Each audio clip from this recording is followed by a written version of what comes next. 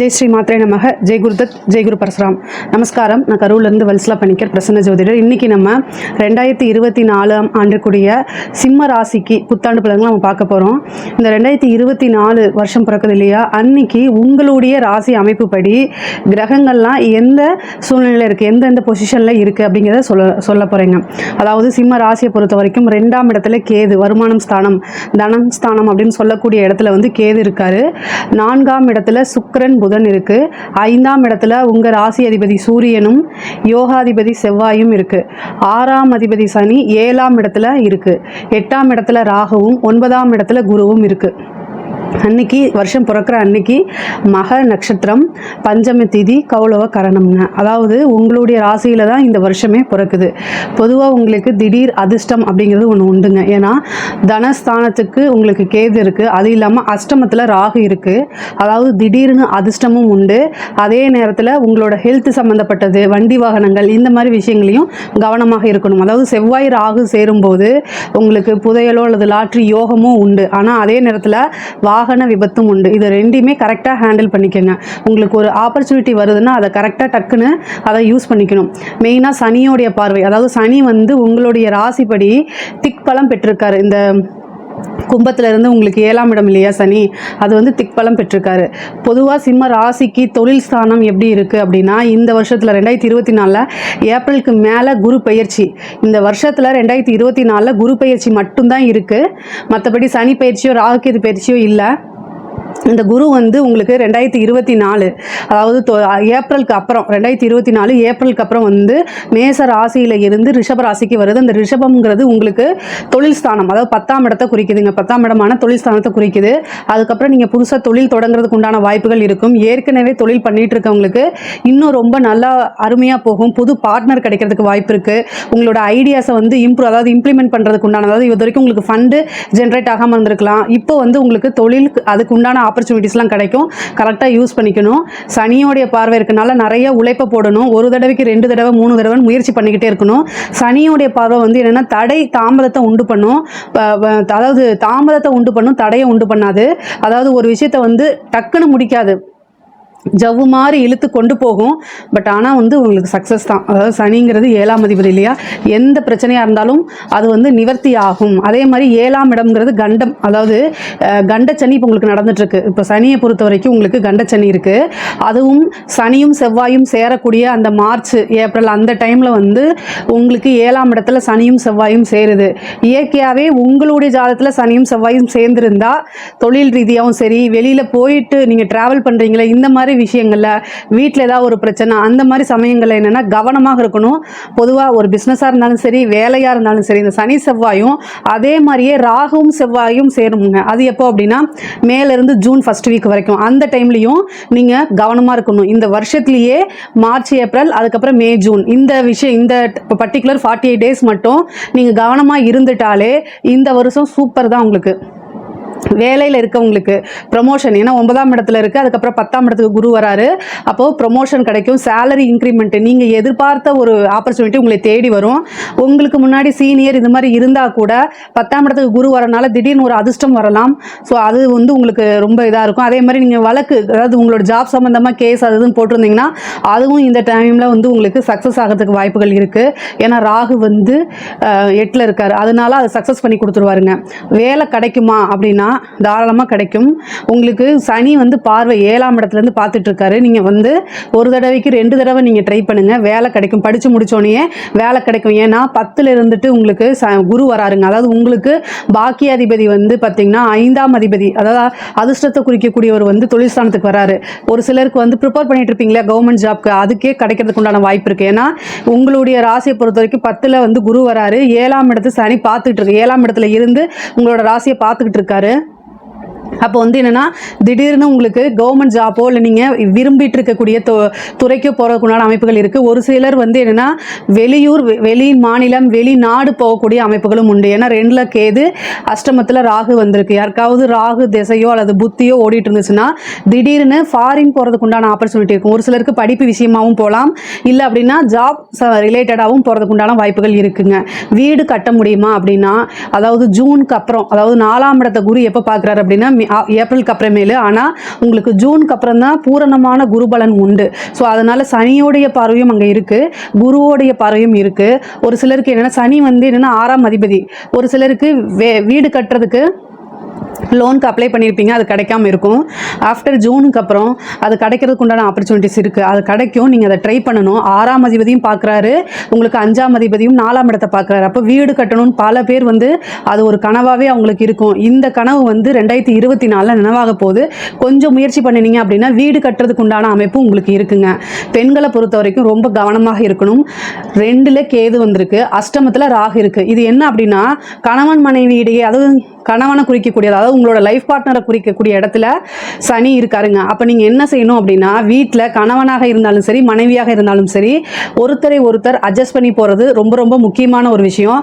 Adjust பண்ணி போகல அப்படின்னா கண்டிப்பாக பிரிவினையை ஏற்படுத்திடும்.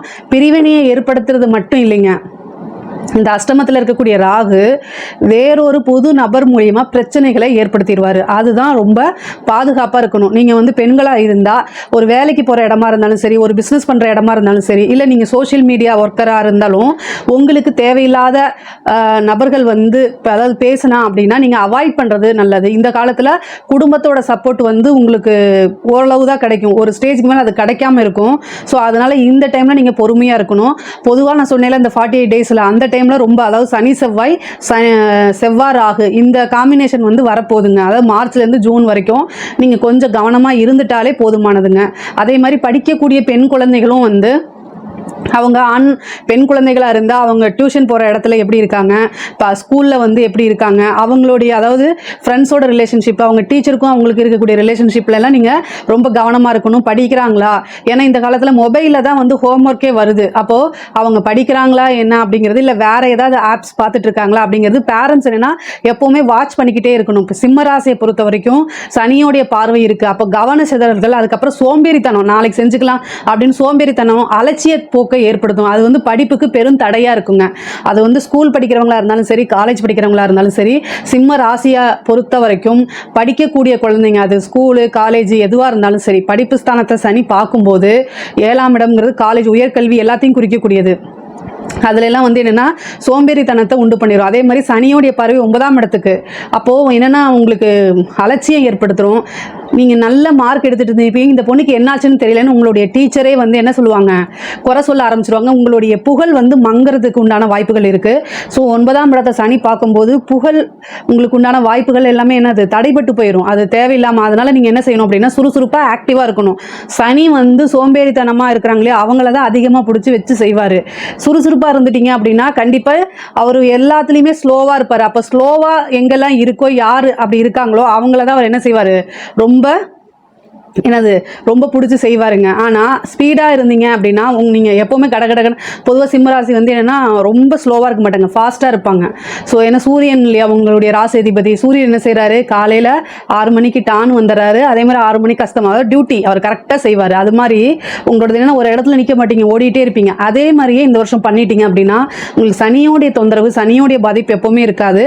ரெண்டாவது வந்து என்னென்னா சனிக்கு வந்து பார்த்திங்கன்னா, அதாவது சூரியனை வந்து பிடிக்கும், சூரியனுக்கு தான் சனி பிடிக்காதனால இந்த கண்டச்சனின்னு ஓவராக நீங்கள் பயப்பட தேவையில்லை. பட் ஆனால் என்னென்னா உங்களுடைய ஒர்க்கை அந்த பர்ஃபெக்ட் டைமை பொறுத்த வரைக்கும் நீங்கள் செஞ்சிட்டிங்கன்னா பிரச்சனை இல்லை. சூரியனுக்கு, அதாவது உங்களுடைய ராசி அதிபதிக்கு என்ன விஷயம் பிடிக்கும் அப்படின்னா டைம் பர்ஃபெக்ஷன். ஸோ சிம்ம ராசி எல்லாமே அதே மாதிரி தான் இருப்பாங்க. இந்த டைமில் அது வந்து விதிவிலக்காக மாறும். அதை நீங்கள் பண்ணாதீங்க. இந்த டைம் பர்ஃபெக்ஷனை மட்டும் நீங்கள் பர்ஃபெக்டாக ஃபாலோ பண்ணிங்க அப்படின்னா உங்களுக்கு எந்த கிரகத்தோடைய பாதிப்புமே வரவே வராதுங்க. விவசாயத்தை பொறுத்த வரைக்கும் வந்து சனியோடைய பார்வை இருக்குது. அதனால் அதாவது நீங்கள் வந்து முன்னாடியே என்ன போட்டிங்களோ அதே விஷயங்களையே பண்ணுறது ரொம்ப பெட்ரு. புது விஷயங்களை பண்ணுறதுக்கு முன்னாடி ஒரு ஒப்பீனியன் கேட்டுட்டு செய்யுங்க. விவசாயத்துறையை பொறுத்த வரைக்கும் திடீர்னு அதாவது நஷ்டமாகறதுக்கு இந்த மாதிரி இதுக்கு வாய்ப்பு இருக்குது. அதனால் உங்களுக்கு டவுட்டாக இருந்துச்சு அப்படின்னா அக்ரி இந்த மாதிரி ஆஃபீஸர்ஸ் இந்த மாதிரி விஷயங்கள்லாம் கேட்டுட்டு நீங்கள் பண்ணுங்கள். கலைத்துறையை பொறுத்த வரைக்கும் இது சூப்பரான வருஷங்க. அதாவது 9ல் வருஷம் ஆரம்பத்திலேயே குரு இருக்குது. அதே மாதிரி 10ஆம் இடத்துக்கும் குரு போகுது. ராகு வந்து அஷ்டமஸ்தானத்தில் இருக்குது. திடீர்னு ஏதாவது வந்து உங்களுக்கு ஆப்பர்ச்சுனிட்டிஸ் வரும், பாராட்டு புகழ் தேடி வரும், நல்ல காசு பணம். அதே மாதிரி உங்களுக்கு வந்து என்னென்னா விருதுகள் கிடைக்கிறதுக்கு உண்டான ஆப்பர்ச்சுனிட்டிஸ்லாம் இருக்குது. 2ஆம் இடத்துல கேதுங்க. அதாவது நீங்கள் பேசுகிறது பிரபலியமாகிறதுக்கு உண்டான வாய்ப்பு இருக்குது. கலைத்துறையை பொறுத்த வரைக்கும் கேது தான். அது வந்து உங்களுக்கு 2ஆம் இடத்துல இருக்குது. நீங்கள் என்னென்னலாம் பேசுகிறீங்களோ என்னென்னலாம் பாடுறீங்களோ அது எல்லாமே எக்ஸ்போஸ் பண்ணணும். ஏன்னா கேது இருக்கிறது புதனுடைய வீட்டில். அப்போ உங்களுக்கு சுய விளம்பரம் தேவை. அது மூலிமா தான் நீங்கள் பிரபலியம் ஆக முடியுங்க. அரசியல்வாதிகளுக்கு இது ரொம்ப ரொம்ப முக்கியமானது. ஏன் அப்படின்னா சனியோடைய பார்வை இருக்குது. சனி வந்து ஒரு நீதிமான். அதனால் நீங்கள் தான் மக்களுக்காக செலவு பண்ணுற மாதிரி இருக்கும். இந்த டைம்ல மக்களுடைய ஆதரவு சப்போர்ட்லாம் உங்களுக்கு கிடைக்கும். ஆனால் நீங்க நேர்மையா இருக்கணும். பொதுவாக அதாவது இதுக்கு முன்னாடி ஏதாவது கெட்ட பேர் இருந்தாலும் அதை ஒதுக்கி வச்சுட்டு நீங்க தர்மம், சேவை இந்த மாதிரி விஷயங்கள் நீங்க செஞ்சீங்க அப்படின்னா அதுக்குண்டான கிரெடிட்ஸ் வந்து தானா தேடி வந்துடும். சனியோடைய பார்வை இருக்கும்போது நம்ம நல்லது தான் செய்யணும். கெட்டது ஏதாவது செய்கிறோம், கமிஷன் ஏதாவது செய்கிறோம், ஒருத்தங்களை இது பண்ணிட்டு மேலே வரணும்னு நினைக்கும் போது அது கண்டிப்பாக உங்களுக்கு அது பேராபத்தாக முடிஞ்சிடும். அது கண்டிப்பாக பண்ணாதீங்க. சனியோடைய பார்வை இருக்க வரைக்கும் அதை நீங்கள் பண்ணக்கூடாது. அதே மாதிரி கமிட்மெண்ட்ஸ் எதுவும் கொடுக்காதீங்க. சனியோடைய பார்வை ரொம்ப ரொம்ப முக்கியம். அரசியலுக்கு பொதுமக்கள் தான் சனி. ஸோ பொதுமக்கள் கிட்ட நீங்கள் எப்படி நடந்துக்கிறீங்க அப்படிங்கிறத வச்சு தான் உங்களுடைய அரசியல் வாழ்க்கை வந்து உயர்வு அப்படிங்கிறது இருக்குங்க. பொதுவாகவே இந்த காலகட்டத்தில் வந்து திருமண வாழ்க்கை, அந்த திருமணம் சம்மந்தப்பட்ட விஷயங்கள் 7ல் சனி இருக்குது. அதாவது சனியோடைய புத்தி யாருக்காவது நடந்துட்டு இருந்துச்சு அப்படின்னா திடீர்னு திருமணம் ஆகிறதுக்கு வாய்ப்புகள் இருக்குது. உங்களுடைய ஜாதகத்தில் என்ன திசா புத்தி ஓடுது அப்படின்னு ஒரு நல்ல உங்களுடைய குடும்ப ஜோதிடர்கிட்ட பார்த்துட்டு அதுக்கு தகுந்த மாதிரி நீங்கள் செய்யுங்க. ஏன்னா சனி வந்து அதாவது தடையையும் கொடுப்பாரு, தாமதத்தையும் கொடுப்பாரு. ஆனால் திருமணத்தை நடத்தி வைப்பார். 7ஆம் இடம்ங்கிறது களத்திரஸ்தானம் தான். ஸோ அதனால் நடத்தி வைப்பார். அந்த தடை தாமதத்துக்கு என்ன பரிகாரம் அப்படிங்கிறத தெரிஞ்சுக்கிட்டு அதுக்கு தகுந்த மாதிரி உங்களுடைய தசாபுத்திக்கு தகுந்த மாதிரி ஒரு பரிகாரத்தை செஞ்சுட்டு நீங்கள் திருமணத்துக்கு பார்த்தீங்கன்னா திருமண பிராப்தம் உண்டு. அதே மாதிரி குரு வந்து இப்போ வந்து என்னென்னா 5ஆம் இடத்தை பார்த்துட்டு இருக்காரு. உங்களுடைய ராசிக்கு 5ஆம் இடத்தை பார்த்துட்டு இருக்காரு. சந்தான பிராப்தமும் உறுதியாக உண்டு. ஒரு சிலருக்கு வந்து லவ் மேரேஜ் ஆகிறதுக்கு உண்டான வாய்ப்புகள்லாம் இருக்குங்க. ஆஃப்டர் ஏப்ரலுக்கு அப்புறம் வந்து நீங்கள் வீட்டில் சொன்னீங்க அப்படின்னா பேரண்ட்ஸோட அதாவது சம்மதத்தோடைய திருமணம் ஆகிறதுக்கு உண்டான வாய்ப்புகள் இருக்கு.